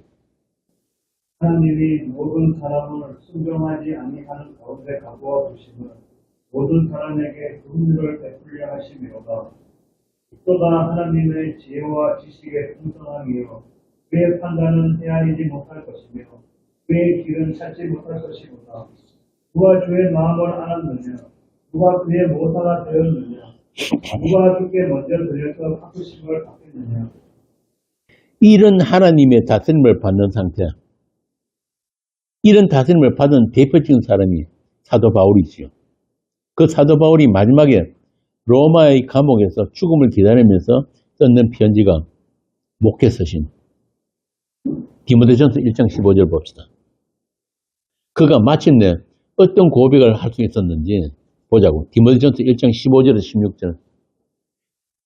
그가 모든 사람이 받을 만한 기만이요 또 예수께서 죄인을 구원하시려고 세상에 임하셨다 하였도다. 죄인 중에 내가 괴수니라. 그러나 내가 긍휼을 입은 까닭은 예수 그리스도께서 내게 먼저 일체 오래 참으심을 보이사 후에 주를 믿어 영생하는 자들에게 본이 되게 하려 하심이라. 이런 하나님의 긍휼로 다스림을 받는 그 상태, 그걸 알게 된 사람들을 온유하다고 하는 거예요. 그래서 사랑이 이 온유가 들어간단 말이에요. 이런 바울과 같은 우리 인생 마지막에 이 바울과 동일한 이런 찬송이 울려 퍼지기를 축원합니다. 자, 4절에 사랑은 온유하며 시기하지 아니하며 시기 질투는 부패한 인간에게서 자연스럽게 나오는 게 시기 질투예요. 우리 속담에 보면은 사촌이 논을 사면은 배가 아프다. 그렇게 다른 사람이 잘 되는 것을 축하해 주기보다는 심술이 나는 게 우리들이란 말이에요. 반면에 다른 사람이 어려운 일 생기면은 은근히 즐기는 게 죄인들의 속성이에요. 여자분들 보면은 주로 모였다 그러면 하는 게 뒷담화잖아. 오징어 씹듯이 질근질근 씹어야지 스트레스가 풀린다 하는데, 여기 있는 분들 말고 다른 사람들 이야기. 그렇게 남 잘 되는 걸 못 봐주겠다는 사람들이 대부분이거든요. 오랜만에 우리 학교 동기를 어떻게 만났는데 그 친구 대뜸 하는 소리가 강사장 사업 망했다는데 괜찮냐 이러더라고. 그래서 누가 그러냐고 그러니까 알 사람들 다 안다고. 하여튼 그런 소문은 되게 또 빠르게 돌아요. 그래서 제가 그랬죠. 망하면 보이는 게 있다. 안 망했다고 생각하는 게 그게 문제다. 왜냐하면 모든 인생은 다 망하니까 죽음으로 끝나잖아요. 그러니까 제가 잘 나갈 때 그만큼 배 아픈 사람들이 많았다는 이야기예요. 그러다가 어려우시면은 그 봐라 내 그럴 줄 알았지. 그런 사람 그게 이제 우리 인간들이 그 보편적인 속성인데 근데 바울이 뭐라 그러냐면은 나는 아무것도 없는 것 같으나 모든 것을 가졌다 그런단 말이에요. 가난한 자 같으나 많은 사람을 부유하게 한다. 이게 성도거든요. 한번 생각해 보세요. 아무리 많은 것을 가져도 한 가지 없으면은 아무것도 없는 거예요. 그 한 가지가 뭐예요? 생명이란 말이에요. 생명. 그 여러분들은 그 생명을 아는 분들이고 또 그 생명을 나눠줄 수 있는 분들이에요. 예수 그때 정인이잖아요. 정인. 그래서 성도는 세상에 있어도 없는 사람들이에요. 아무도 성도에 대해서 관심도 안 가지고 성도가 알고 있는 것들에 대해서 알려고도 안 해요. 있어도 그만 없어도 그만. 잉여 인간들. 그렇게 감추어진 자들. 세상과 다른 말을 가진 자들. 그런데 세상에는 딱 두 부류의 사람만 있어요. 성도와 성도 아닌 자. 그리스도 안에 있는 자와 그리스도 밖에 있는 자. 딱 두 부류란 말이에요. 그래서 성도는 세상을 향해 시기하지 않습니다. 세상 것으로 자랑하지도 않습니다. 자기를 부풀리고 하지도 않고 자기를 위장할 필요도 없어요. 왜? 바울 말대로 하면은 모든 것을 가진 자이기 때문에. 모든 사람들을 부유하게 해주는 사람이기 때문에. 그런데 그 생명을 모르면은 어떻게든지 자기를 증명해 보려고 사람들 앞에서. 그러니까 하나님 앞에서 사는 게 아니고 사람들 앞에서 살다 보니까 사람들을 의식하지 않을 수가 없단 말이에요. 그렇게 자기 증명, 자기 자랑. 그런데 그게 자기로 끝나는 것도 아니에요. 자기 자식 대한테까지 물려준단 말이에요. 내가 이루지 못한 것을 자식을 통해서 이루어버리고 하는 그런 대리만족. 내 아들, 딸 너희들은 특별해야 돼. 다른 사람과 달라야 돼. 그렇게 어렸을 때 닥달을 하잖아요. 요즘 보면 초등학교에서부터 의대반이 따로 있다 그러는데. 그러니까 유치원에서 영어 마스터 다 해버리고 영어 배울 시간에 다른 거 해야지 스카이 가고 의대 간다는 거예요. 이런 게 뭐냐 하면은 자식을 사랑하는 게 아니고 사랑 없음이에요. 결국 좀 더 가치 있는 내 새끼 만들기, 좀 더 세상살이에 적합한 능력 키워주기, 그런 걸 성경에서는 사랑이라고 하지 않는 거예요. 진짜 사랑은 예수를 전하고 예수의 사랑을 나누어주는 거예요. 네 엄마 아빠는 네한테 줄 게 별로 없지만은 가장 귀한 거, 가장 영원한 거, 세상에 줄 수 없는 그거 줄 거야. 그게 예수야. 예수 생명, 예수 사랑. 디모데 후서 한번 보겠습니다. 디모데 후서 4장 2절에서 5절. 너는 말씀을 전파하라. 때를 얻든지 못 얻든지 항상 믿으라. 범사에 오래 참음과 가르침으로 결책하며 경계하며 권하라. 때가 이르리니 사람이 바른 교훈을 받지 아니하며 귀가 가려워서 자기의 사역을 따를 스승을 마음이 두고 또 그 귀를 진리에서 들으며 한 이야기를 따르리라. 그러나 너는 모든 일에 신중하여 고난을 받으며 그자의 일을 하며 내 직무를 다하라. 이게 바울이 아들 디모데에게 권면하는 편지예요. 그러니까 여러분들은 다른 사람들한테 전도하기 전에 먼저 가족에게, 내 사랑하는 가족에게 십자가의 도를, 십자가의 그 생명과 사랑을 전해야 한단 말입니다. 그게 여러분이 해야 할 사역이에요. 때를 얻든지 못 얻든지. 그래서 여러분에게 붙여주신 그 사람들에게 예수를 전하는 그 자리가 땅끝이란 말입니다. 땅끝. 성경에 보면 땅끝까지 전하라 그러잖아요. 그 땅끝이 바로 그 자리예요. 물론 잘 안 될 겁니다. 전에도 못 알아들을 수도 있고. 그렇지만은 여러분이 뿌린 그 씨가 때가 되면은 자라고 결실할 수 있다는 것을 아셔야 되는 거예요. 우리 중동부 희아하고 유리가 내가 준 자료를 가지고 읽어보니까 어려워서 못 알아듣겠다 그러더라고요. 그런데 우리가 말씀을 잘 해석해서 잘 깨달아서 그 말씀을 우리가 가질 수 있는 게 아니에요. 말씀은 우리보다 먼저 있었단 말이에요. 태초에 있었던 말씀이잖아요. 우리가 있기도 전에 말씀이 먼저 있었다고. 그렇기 때문에 그 말씀이 우리한테 계속 작업을 한단 말이에요. 일을 하고 있다고요. 때에 따라서. 가장 좋은 때에. 여러분도 아마 그런 거 있을 거예요. 집에서 설거지하고 있는데 갑자기 말씀이 생각이 나. 샤워하고 있는데 갑자기 말씀이 생각이 나. 아, 이게 그 말씀이었구나. 이런 거예요.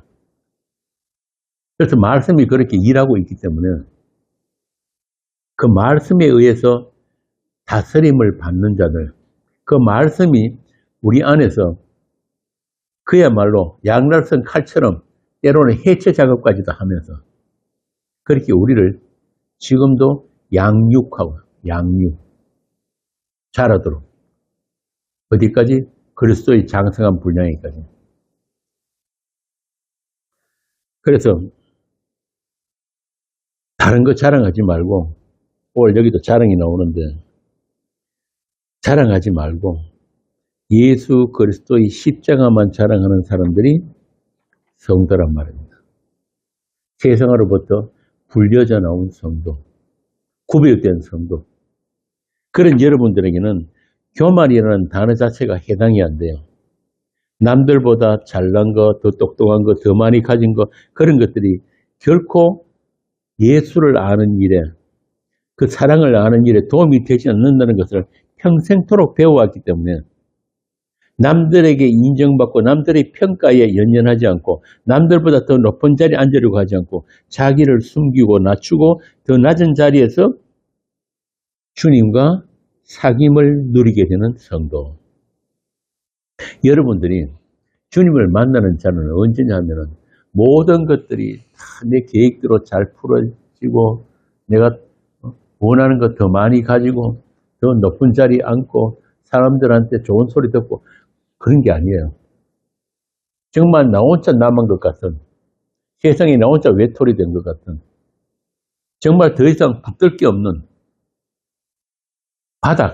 바닥을 쳤는데 그 바닥 밑으로 또 내려앉는 그 자리가 주님을 만나는 자리란 말이에요. 우리는 그래요. 내가 조그만 것들이라도 붙들 게 있으면 예수 안 믿고 싶어요. 그래서 하나님께서는 우리를 쫓아다니면서 자꾸 끊어내시는 거예요. 우리는 자꾸 땅에다가 뿌리를 깊이 내려가 튼튼하게 내리고 싶은데 그거 전부 다 쫓아다니면서 밑둥실을 계속 끊어내시는 거예요. 왜 그럴까요? 우리 뿌리가 하늘에 있기 때문에. 그거 가르치시려고. 니들이 살 곳이 이곳이 아니라는 걸 가르치기 위해서 땅에 내리는 뿌리들을 자꾸 잘라내신단 말이에요. 그게 하나님 사랑이에요. 그 사랑 없으면은 우리는 땅과 이렇게 하나로 붙어가지고 같이 심판받게 되는 거예요. 지옥이 딴 게 지옥 아니에요. 땅지 가치로, 땅이 갇혀버리면은 지옥이란 말이에요. 그래서 하나님께서는 끊임없이 우리가 그 사랑하는 이 세상, 이 땅, 여기로부터 찢어낸단 말이에요. 찢어내는 작업.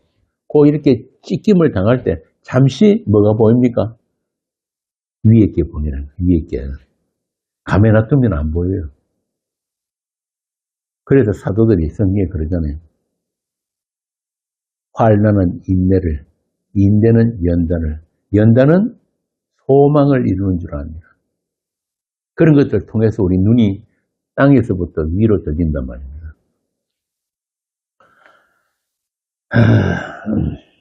그래서 성도는 반드시 주께서 그 자리로 데리고 가십니다. 여기 나오는 교만은 피조물이 마땅히 있어야 할 자리를 이탈해가지고 하나님의 자리를 넘보는 것을 교만이라고 해요. 히브리서. 그런데 이 교만이 죄의 원천이에요. 뿌리란 말이에요. 사탄이, 왜 사탄입니까? 왜 쫓겨났어요, 하늘에? 지 능력을 믿고 하나님 자리를 넘본 거예요. 왜 하나님은 하나님이야? 나도 이만한 능력이 있는데. 그래서 죄의 권세 아래에 있는 모든 인간은 자기가 인생의 주인이잖아요. 그들에게는 주가 계시지 않단 말이에요. 주가 계시지 않다. 지 인생을 지가 원하는 대로 살게 되는 것을 그걸 행복으로 아니까. 그러니까 선악과가 괜히 선악과가 아니에요. 하나님처럼이란 선악과가 우리 모두에게 전부 다 안에 장착되어 있다고. 그러니까 우리는 그냥 자연스럽게 우리 안에서부터 정욕, 탐심 이런 게 그냥 솟아나는 거예요. 특별히 나쁜 사람들만 그런 게 아니에요. 정욕, 탐심이란 게 나쁜 정욕만 있는 게 아니고 예수님께서 내가 너희들과 함께 이 마지막 만찬을 먹기를 그렇게 오랫동안 원했다는데 그 원했다는 그것도 정욕 같은 단어예요. 그러니까 우리 안에는 그런 선한 정욕도 있고 악한 정욕도 나오는 거예요. 악한 정욕은 뭐예요? 내가 하나님처럼 그 자리에 앉아보겠다는 생명 열매에 나의 노력과 나의 자원과 모든 걸 동원해서 나는 먹고 말 거야 하는 그 손뻗침, 정욕이거든요. 나쁜 정욕. 그래서 그 밑에 원천에 밑바탕에 뭐가 있냐면 교만이 있단 말이에요. 교만. 그래서 하나님께서는 첫사람 아담에게 아무 부정함이 없는 에덴 동산에 한가운데 보안적도 하고 탐스러운 선악과를 두신 거예요. 왜? 먹고 죽으라고. 네 그걸 먹고 죽어서 그냥 죽는 게 아니고 정욕, 탐심, 죄 이런 것들이 마침내 완성되면은 죽음을 낳게 되는데 그 죽음이 그냥 죽음이 아니고 생명나무이신 예수의 죽음에 합류됨으로 해가지고 네가 비로소 사람으로 완성이 되는 거야. 하나님이 하나님 형상으로 지으신 그 사람으로 완성되라고. 그래서 그 선악과를 두셨단 말이야. 그런데 그걸 먹고 예수님께서 찾아지지 않으면 그냥 그 정욕과 탐심, 그 교만 안에서 그 죄의 삭스로 영원한 심판에 들어가는 거란 말이에요. 그 세상엔 두 종류 사람밖에 없어요. 선악과만 따먹은 사람, 선악과와 생명나무를 같이 먹은 사람. 그러니까 내가 예수 믿어서 내가 구원받겠다는 그런 종교인들, 그게 바로 하나님께서 그래 너 한번 네 원하는 인생 네 한번 살아봐. 그리고 내어버려 두신 그걸 심판이라고 그러는 거예요.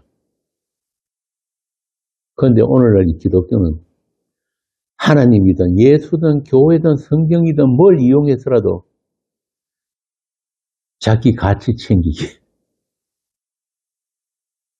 내 인생 내가 주인이 되어서 내가 나라는 이 존재를 증명해 보겠다고. 그래서 그 성경에 보면은 모든 인간들은 뭐라 그럽니까? 건축자를, 건축자. 자기 인생을 건축하는 건축자. 다 자기 집 짓고, 자기 인생 설계하고, 그렇게 다 하는데, 어떤 이들, 아주 소수의 사람들이 이 세상에 갖다 내버린 돌, 예수가 모퉁이 돌이 되어서 예수와 함께 연결돼서 하나님이 집으로 지어져 가는 사람들이 있다란 말이에요. 그게 하나님 나라고 하나님의 처소, 하나님의 성전이에요. 그들을 위해서 이 온 우주와 역사가 있어야 하는 거예요. 그래서 그렇게 쭉 해서 내버려 두시면은, 자기 인생 살도록 내버려 두시면은, 그렇게 열심히 살다가 어느 날 갑자기 닥쳐온, 마주하게 되는 죽음이라는 그 현실 앞에서 그때는 절망할 수밖에 없는 거예요. 그런데 성도는 죽음 앞에서 절망하지 않아요. 왜? 그 죽음이 낯설지가 않은 거예요. 왜? 날마다 죽음을 살아냈기 때문에. 나의 이 목숨이 이게 생명이 아니라는 것을 반복적으로 반복해서 확인당하면서 살아왔기 때문에, 그걸 고린도후서 4장에서는 우리 산자가 예수를 위하여 예수의 죽음에 넘겨온다. 왜? 예수의 생명도 우리 죽을 육체에 나타나기 위해서. 그래서 성도에게 있어서는 다른 현실이 있는 거예요. 보이는 현실만 아니고 예수 그리스도의 십자가, 그 죽음이라는 현실이 겹쳐져 있단 말이에요. 이 세상 사람들은 2000년 전에 이 땅을 다녀가신 그 하나님이 십자가라는 그 죽음을 까맣게 다 잊어버리고 살아요. 마치 없었던 일처럼 싹 다 지우고 살아가고 있단 말이에요. 그런데 성도만큼은 그 십자가만 현실이에요. 왜? 하나님에게는 아들이 그 십자가만 현실이기 때문에. 같은 영 안에서, 같은 믿음 안에서, 같은 것을 보고, 같은 것을 바라며 사는 거예요. 그게 성도란 말입니다. 그래도 성도는 자기 인생이라는 게 없는 사람들이에요. 하나님께서 간섭하시고 개입하시는 인생은 하나님이 뜻대로, 하나님이 전능하심으로, 하나님의 목적대로 반드시 하나님이 원하시는 그 장소, 그 목적지에 끌려가게 된단 말입니다. 그냥 끌려가는 건 아니에요. 울미불미 끌려가게 돼요. 그게 원치 않는 길로 가기 때문에. 그런데 그것을 하나님께서 말하냐면은 우리의 순종으로 여겨주시는 거예요. 네가 나를 순종하는구나. 우리는 끝까지 발버둥 치면서 안 가려고, 안 끌려가려고 울미 그러는데 결국은 마지막 그 자리에 데려다 놓으시는. 왜? 하나님이 우리를 이기시기 때문에, 우리보다 강하시기 때문에. 그렇게 마지막 그 목적지에 우리를 데려다 놓으시는 것을 우리의 순종이라고 그러는 거예요. 순종. 하나님의 사랑은 그런 사랑이에요. 무조건적이며 일방적이며 폭력적인 사랑, 독선적인 사랑. 그 사랑이 부어져 가지고 나밖에 모르는 우리가 그분에게 마침내 눈이 들리게 되는 거예요. 그분이 말씀이 귀에 들리게 되고 그분과 사귐을 가지게 되는 거예요.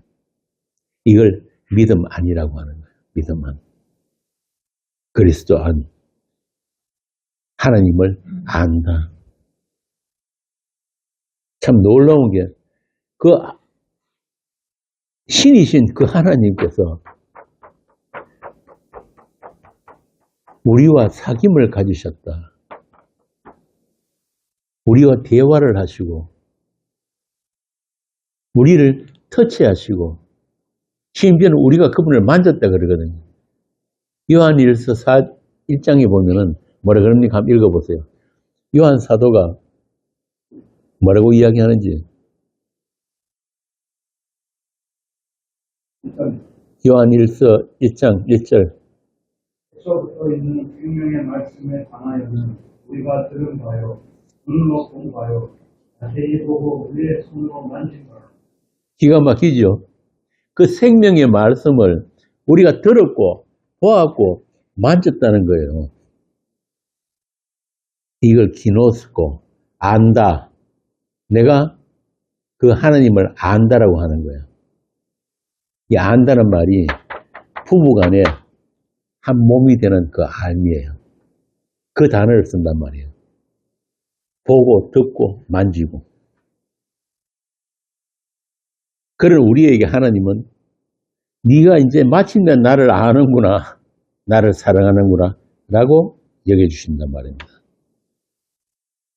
그런데 우리가 안 보이는 그 하나님을 우리가 만지고 보고 듣고 할 수 없잖아요.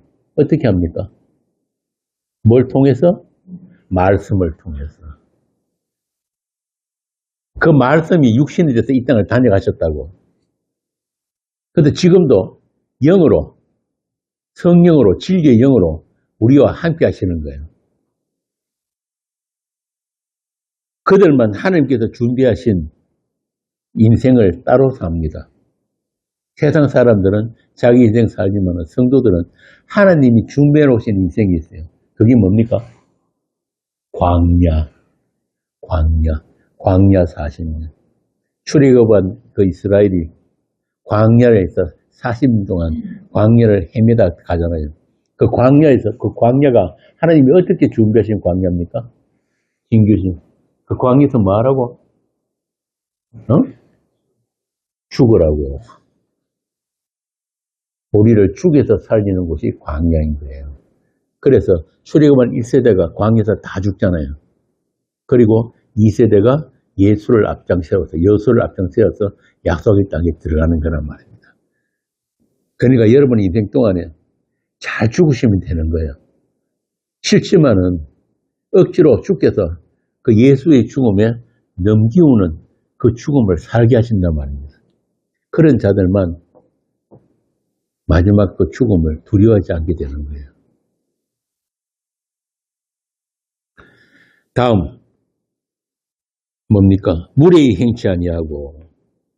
이 말은 그냥 예의 없이 행동하는 그런 뜻이 아니에요. 이게 뭐냐면은 남을 배려할 줄 아는 마음. 우리가 전에 했던 그 11장에 보면은 고린도 교회는 이 초대 교회들은 전부 다 밥상 공동체거든요. 모이면 같이 밥 먹어요. 같이 밥 먹고 이제 성찬하고 이러는데 일찍 온 사람이 다 먹고 마셔버리고 뒤에 온 사람은 아무것도 못 먹고 이걸 이제 바울이 굳이 이야기를 꺼내는 이유가 뭐냐면은 교회는 나보다 남을 더 귀하게 여긴다. 중히 여긴다. 그걸 가르치는 거예요. 왜? 우리가 다 그리스도의 한 몸으로서 지체이기 때문에 어느 지체가 어느 지체보다 더 약하고 더 소중하고 덜 귀하고 이런 게 없단 말이에요. 그래서 배려 없는 행동, 그걸 무례라고. 그래서 하나님께서는 참 재밌는 게 우리 수준에 맞게 우리를 배려하셨다고요. 때에 따라서 우리에게 젖을 먹일 때도 있고 좀 자르면 이유식, 그 다음에 장성한 자에게는 단단한 음식, 그리고 또 때로는 감당 못할 시험까지도 허락하시는 거예요. 왜? 이미 피할 길을 내놓으시고 그 피할 길을 뭐라고 씁니까? 믿음이란 말이에요. 믿음. 어려운 일이 해결되는 거 아니고 믿음으로 피할 길을 내신다. 이 모든 것들이 우리 인생 내내 베푸시는 주님의 배려예요. 우리 수준에 맞도록 하나님의 사람으로 온전해질 때까지 그렇게 우리 수준에 맞는 그런 하나님의 일을 빈틈없이 지금도 진행하고 계시단 말입니다. 그렇게 주님은 참 예의가 바른 분이에요. 그냥 자기 마음대로 막 하시는 게 아니란 말이에요. 우리의 허물, 우리의 부끄러운 것들, 이런 것들 일부러 덜 주지 않으세요. 그냥 덮어주시는 그런 배려. 그런 것들이 많은 시간이 지나고서야 우리는 알게 되는 거예요. 그 덮어주심으로 인해서 불가능한 우리도 다른 이들의 수치와 부끄러움과 약함을 덮어줄 수 있는 자가 되라는 게 하나님의 뜻이란 말입니다. 그걸 사랑이라고 한다. 구약에 보면은 노아가 홍수 이후에 혼자 감싸놨던 술 먹고 뻗어버렸죠. 그것도 뻘거벗고 뻗어버렸어요. 참, 그때 그 술이 어떻게 났는가 몰라. 하여튼 간에 그렇게 술 먹고 뻘거벗고 누웠는데 함이 놀랬죠. 얼레리 걸레리 우리 아빠가 술 먹고 뻘겋어졌대요. 그런데 쌤은 어떻게 했습니까? 뒷걸음질 들어가서 덮어줬단 말이에요. 그걸 사랑이라고 그러는 거예요. 덮어주심. 주께서 우리를 그렇게 덮어주신 것 같이 너희들도 교회는 그렇게 서로를 덮어주는 거란다. 그게 사랑이야. 그 이야기예요. 그래서 우리는 그 주님의 그 덮어주시는 그 손길을 날마다 느끼면서 살아가는 사람들이에요. 그 다음에 뭐예요? 자기의 유익을 구치 아니하며 썩내지 아니하며. 여기서 자기 유익을 구하지 않는다는 게 뭐냐면은 자기 중심의 사고와 판단과 행위로부터 벗어나서 객관적인 시선으로 자기 자신을 볼 수 있게 되는 것. 이거예요. 근데 이게 참 어렵거든요. 왜냐하면은 우리 몸 자체가 태어날 때부터 이 선악체계가 장착되어 있기 때문에. 이 선악체계라는 게 뭐예요? 자기 중심의 선악체계. 그러니까 내게 좋은 것, 유익한 것은 다 선으로 치고 내게 해로운 건 악으로 보는 거예요. 내가 그렇게 일부러 나누려고 해서 그런 게 아니고 자연스럽게 우리 몸이 그렇게 반응을 한단 말입니다. 그런데 그런 죄인들이 자기를 부인하고 남의 유익을 구한다는 것은 진짜 어려운 거예요. 한번 생각해보세요. 남이 나한테 해로운 일을 하면은 화부터 나잖아요. 운전하는데 깜빡없이 훅 떠나보세요. 욕부터 나오지. 그 운전 하나도 제대로 못 참는 사람들이 나의 유익을 구하지 않는다? 그래서 주님은 그런 우리 삶에 자꾸 균열을 일으켜, 균열. 내 중심의 그 선악체계에 자꾸 금이 쭉쭉하도록 균열이 발생시킨단 말이에요. 그래서 주님이 손길에 의해서 내가 원치 않는 빼앗김, 내어줌, 그런 걸 통해 가지고 내가 얼마나 이기적인 존재인가. 하나님의 말씀까지도 나의 유익을 위해서 써먹을 만큼 나는 불가능한 죄인이 맞구나. 그렇게 내가 구축해 놓은 나라는 자아에 자꾸 이렇게 금이 가고 결국 무너짐이 있을 때 성도는 그것에 슬퍼하지 않고 감사하게 된단 말이에요. 그런 무너짐 속에서 주께서 지으신 새 사람이 살아나는 것을 그때 보게 되기 때문에. 고린도후서 4장 한번 봅시다. 고린도후서 4장 11절부터 12절. 사도 바울이 그런 자기 자신을 어떻게 인식하고 있는지. 이 참 살아있는 자가 항상 예수를 위하여 죽음에 넘겨지는 예수의 생명이 또한 우리 죽을 육체에 나타나게 하려 합니다. 그런즉 사망은 우리 안에서 역사하고 생명은 너희 안에서 역사합니다. 이게 바로 배려이고 덮어줌이고 섬김이에요. 이 그리스도의 한 몸 된 교회는 그렇게 사막이 내 안에서 예수의 죽음이 내 안에서 작동하기 때문에 그렇게 작동하는 성도에 의해서 다른 지체들에게 뭐가 나누어진다? 생명이 나누어진단 말이에요. 한 군데 더 봅시다. 고린도후서 4장 16절부터 18절.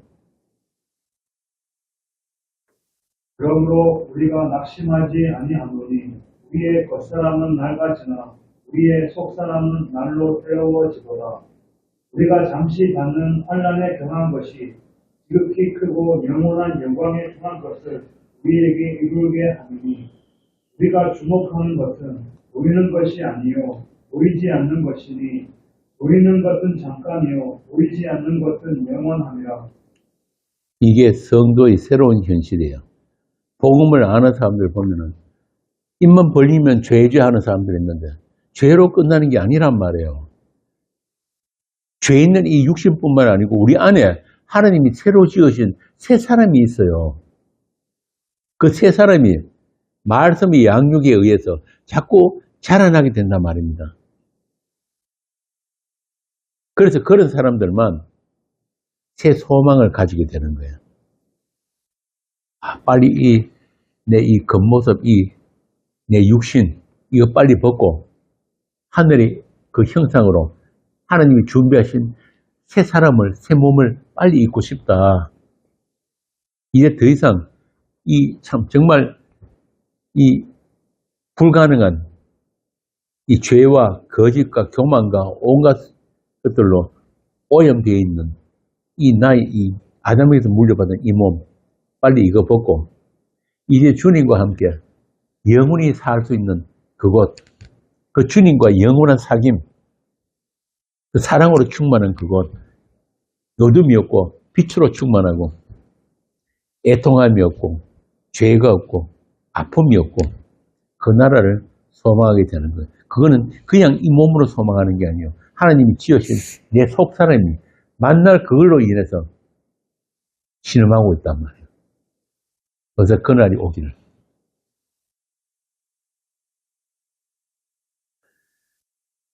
그래서 그런 사람들만 마귀의 괴계에 속임수에 속지 않게 됩니다. 그래, 나는 그렇게 불가능한 죄인 맞아. 그런데 주님이 나를 어렵다 하시고 온전케 하셨기 때문에, 그러니까 이 몸, 아담에게서 물려받은 이 몸은 마귀 네가 어떻게 하든지 상관없어. 내가 다 내줄 테니까 네 마음대로 해봐라. 그러나 나에게는 주가 계신다.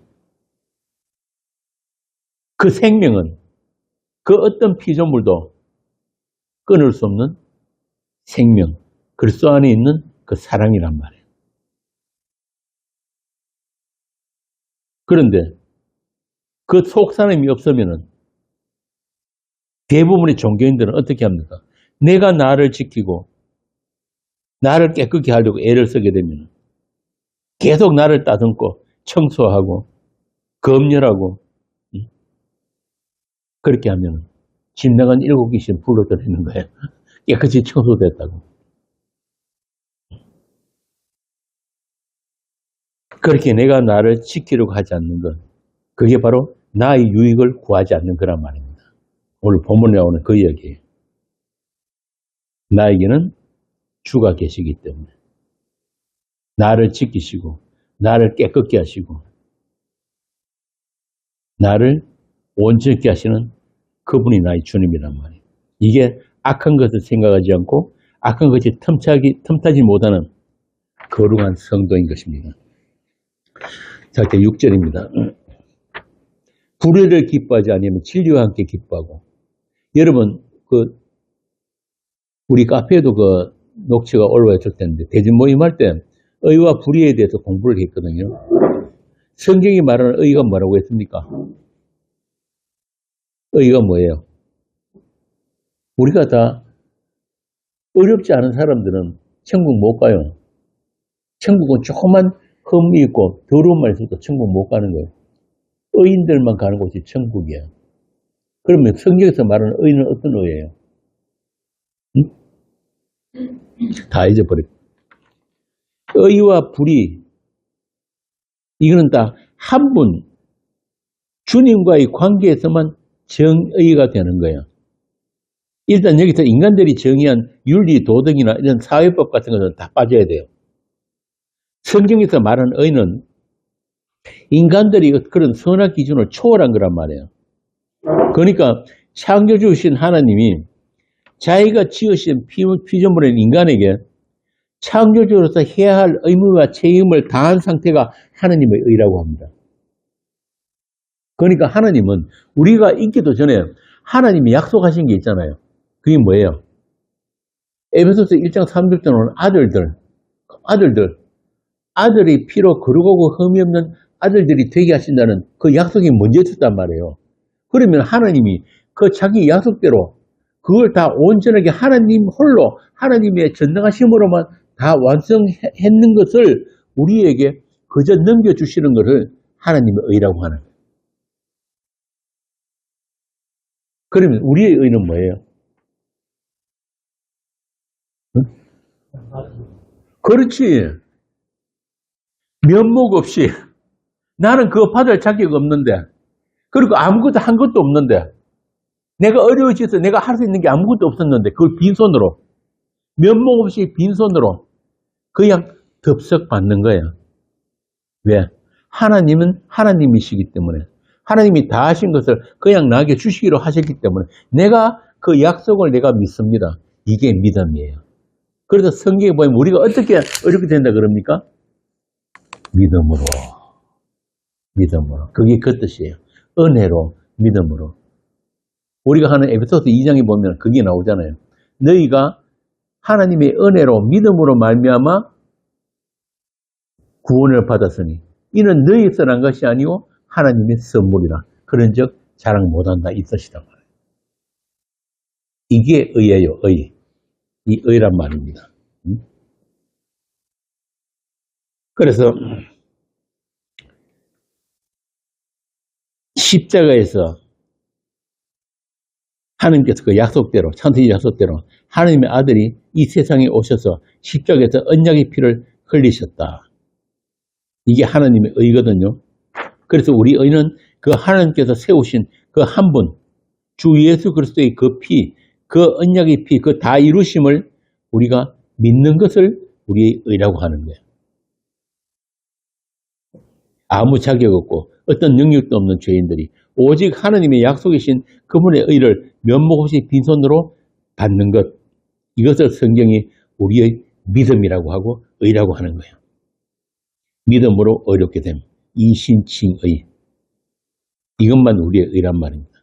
그럼 불의는 뭐예요? 우리 불의의 의가 없으면 뭐예요? 믿음 없어 미시고 안 믿는 거예요. 어떤 나쁜 짓을 하고 그 십자가 강도같이 평생 강도지다고 살인 강도가 됐더라도 마지막에 이분이 내 옆에 계신 이분이 바로 나의 주고 나의 하나님이시라는 걸 믿는 거예요. 그게 의란 말이에요. 그런데 그 하나님의 의 그거 말고 다른 것으로 스스로 의로워지려고 하는 것을 성경이 자기의, 자기의 의라고 하는 거예요. 종교 행위. 그래서 어떤 착한 일, 어떤 어려운 일을 해도 믿음과 상관없는 것은 다 불의한 것이다. 다 죄다. 다시 말해서 그리스도 밖에는 다 불의예요. 그리스도 안과 밖. 바울이 그래서 스신에서 빠지지 않는 말이 엔 그리스도스, 그리스도 아니에요. 그리스도 안, 그리스도 안을 그렇게 강조하는 이유가 그거란 말이에요. 하나님이 정하신 주 예수 그분과의 관계에서만 어렵다. 그래서 로마서의 말씀대로 하면은 경건치 아니한 자를, 아무것도 한 것이 없는 자를 어렵다 하신 일을 믿는 것, 그게 의란 거예요. 한번 보고 갑시다. 로마서 4장 4절에서 8절.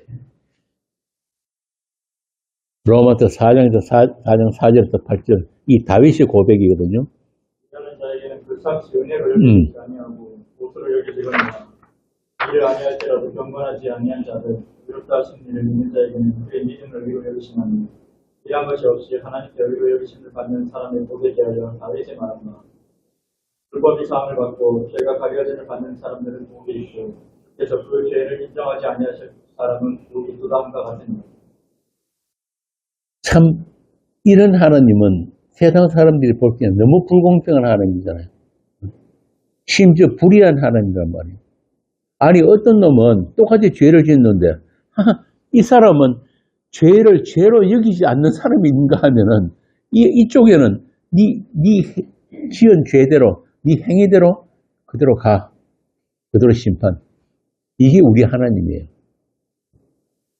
그런데 피조물들이 그런 하나님에 대해서 요즘 잘하는 탄핵을 할 수 있습니까? 아닌 거예요. 하나님이 하시는 모든 일은 선이에요. 그래서 하나님은 이사야서에 보면은 빛도 짓고 어둠도 지으시고 평안도 짓고 또 뭘 짓는다 그럽니까? 환난. 이 환난이란 말이 악이란 뜻이에요. 악. 그래서 하나님은 죄도 악도 마음대로 사용하실 수 있는 분이란 말입니다. 그래서 하나님께서 우리가 이기도 전에 하나님 마음속에 하나님의 사람들이 있었어요. 그리고 그 사람들은 아들의 피로 어떤 피조물, 사단, 악한 자들이 하나님을 대적하는 자들이 시비를 걸지 못하도록 아예 어떤 크레임도 못 걸도록 피가 등장하는 거예요. 피가 뭐예요? 아들의 죽음이란 말입니다. 하나님 스스로의 그 죽음 안에서 그렇게 하나님과 같은 그런 존재들을 하나님께서 지으셨는데 거기에 대해서 누가 정죄하고 누가 시비를 걸 거란 말이에요. 이게 창세전 약속인 것입니다. 여러분들은 그런 그 하나님의 사랑 안에서 어떤 죄와도 죽음과도 상관없이 된 하나님의 거룩하고 흠이 없는 아들들이란 말입니다. 이게 하나님의 사랑이고 하나님의 사랑법은 이런 거예요. 그렇게 여러분들은 예수 그리스도 안에서 온전해진 하나님의 아들들입니다. 기도하겠습니다. 주님 은혜를 감사합니다. 우리를 사랑하시되 창세 전부터 사랑하셨고 또 이 세상 끝날까지 사랑하시는 그 사랑이 우리 마음에 부어져서 마침내 우리로 그 하늘 소망을 이루게 하신 줄을 압니다. 하오니 우리의 남은 날들이 그 소망으로 날마다 채워지게 하시고 이 세상 속에서도 그 사랑과 소망과 믿음을 나눌 수 있는 그런 복된 교회가 되게 하여 주옵소서. 우리 주 예수님 이름으로 기도합니다. 아멘.